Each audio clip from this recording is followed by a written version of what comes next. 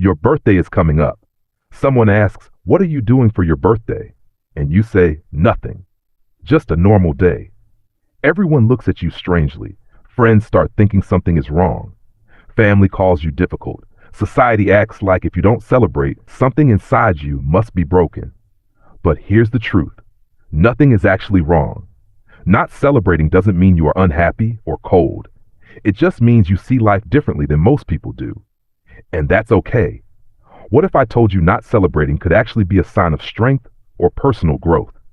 Psychologists have studied this, and what they found says more about the people who judge you than about you. This video is for anyone who has ever felt out of place when it comes to birthdays, whether it's sadness, maturity, or something deeper. Let's start with the first group, those who stopped celebrating because life taught them not to hope. In 1967, psychologist Martin Seligman discovered something called learned helplessness. This happens when someone experiences repeated disappointment or failure and their brain stops expecting rewards. Birthdays, for these people, can be like a prediction machine that often fails. Here's why. Your brain works by making predictions every single day. Neuroscientists Schultz, Diane, and Montague showed that dopamine, the chemical that makes us feel pleasure, reacts to the gap between what we expect and what actually happens. So if you expect a party, gifts, or attention, and it doesn't happen year after year, your brain calculates that hoping hurts more than forgetting. Over time, your brain stops expecting a reward from birthdays. You stop caring, not because you don't want to, but because it's easier this way. When someone says it's just another day, it's not apathy. It's built from past hurt. Saying it calmly is emotional armor. It protects you from repeated disappointment and allows you to function without getting hurt again. That's strength, not weakness. The second group looks very different. These are people who forget their birthday, not from pain, but because their brain is busy. Psychologists call this time blindness.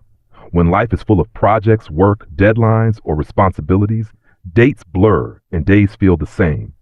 Their calendar becomes abstract art, full of tasks that seem more urgent than a single day. For them, a birthday isn't ignored. It slips under the not urgent list. It sits next to rescheduled dentist appointments and never-ending to-do lists. It doesn't mean they don't care about themselves. It simply means they care about too many other things. If you've ever been so busy that your birthday sneaks by, you know exactly how this feels. It's not avoidance. It's life being full, demanding, and focused on priorities that matter. Then there's the third group, people who don't forget, aren't hurt, and simply don't need a birthday celebration. They aren't cold, lonely, or trying to prove anything. Psychologists Ryan and Dishy studied this using self-determination theory, which shows the happiest people find joy from within themselves. Their happiness doesn't depend on social rituals, attention, or gifts. They have learned to feel complete from within. These people understand the hedonic treadmill, described by researcher Philip Brickman. It's the cycle where people chase external milestones hoping they will make them happy. But it rarely works as expected. People in this third group stepped off that treadmill. They are not missing out. They stopped depending on external events to feel joy. They have figured out how to feel complete on a random Tuesday. Not needing a birthday to feel valued can make others uncomfortable. It challenges the assumption that everyone wants the same things. They don't need a calendar or 30 off-key people singing to feel loved or important. They already know their worth without it. Some people didn't arrive here peacefully. Imagine being 8 years old, counting down for your birthday for weeks. You told everyone at school. You imagined balloons, cake, friends gathering. But the day comes and it's quiet. People forget. Nothing matches your expectations. You don't cry out loud. You quietly adjust your hopes for next year. Each year, your expectation gets smaller. This is how many learn to survive disappointment. Researchers at Johns Hopkins discovered the anniversary effect. Our brains remember emotional pain on the same date every year. That 8-year-old feeling of disappointment quietly stays inside, waiting. Not everyone who skips birthdays is strong. Psychologist Jennifer Crocker studied contingencies of self-worth. She found that some people avoid celebrations because they fear disappointment.